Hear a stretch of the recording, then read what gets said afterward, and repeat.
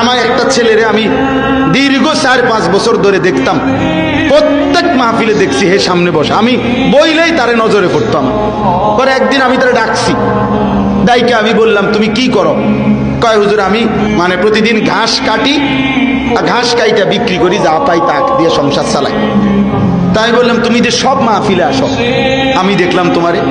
কয় হুজুরে যখনই আপনার কোনো পোস্টার দেখি, কয় আমি তখন এই ঘাস কাটার টাকার থেকে একটু একটু টাকা জমাই, গাড়ি ভাড়া মিলাইয়া রাখি, আপনার ওয়াজ শুনতে যাবো। তাই বললাম যে মাশাআল্লাহ। তো আমি বললাম যে তো আর কিছু কইবানি? কও যে আমার জীবনের একটা স্বপ্ন আছে। আমি বললাম কি স্বপ্ন কও? আমি 10 টাকা 50 টাকা করে জমাইতেছি, আল্লাহ যদি আমারে কোনোদিন তৌফিক দেয় আমি আমনের আমরা এলাকায় দাওয়াত দিয়ে নিয়ে ওয়াজ করাবো।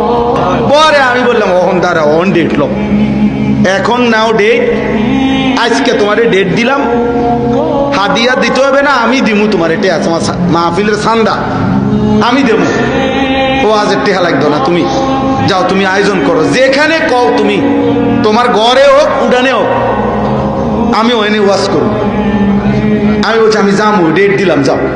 এই ছেলেটা তার দাওয়াতে আমি গেছি মাহফিলে, গিয়ে দেখছি ওই গ্রামের মানে ওই উপজেলার সবচেয়ে বড় কলেজ হাই স্কুল মাঠ, যেটা বিশাল মাঠ, এই মাঠে এই ছেলে মাহফিল মানে আয়োজন করছে। আমি গিয়ে দেখি একেবারে যদি কম হয় মানুষ 15-20 হাজার, স্টেজে যদি একেবারে না হয় হুজুর 300-400 হুজুর হইব। হুজুর খেলাফত মজলিসের যিনি কেন্দ্রীয় আমির, এই যে দেওয়ালঘড়ি মার্কার যে খেলাফত মজলিস, উনি বসা পাশে, ওনার বাড়িতে বানিয়ে আছে বড় বড় হুজুর সব।